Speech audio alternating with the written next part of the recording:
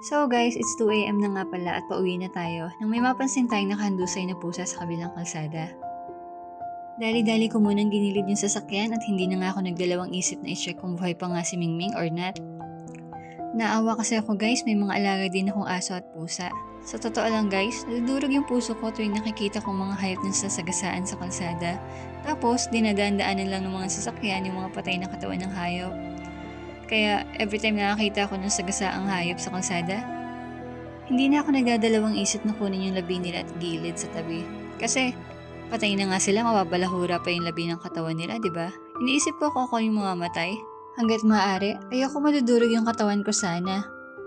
Kaya sa mga kapwa ko driver sa kalsada, nananawagan po ako, bigyan naman natin ng konting atensyon yung mga tumatawid na hayop sa daan.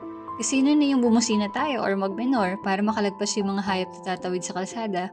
Kasi guys, sa totoo lang, hayop man sa paningin ng iba, gaya din natin yun na may pamilya naghihintay sa kanilang pag-uwi.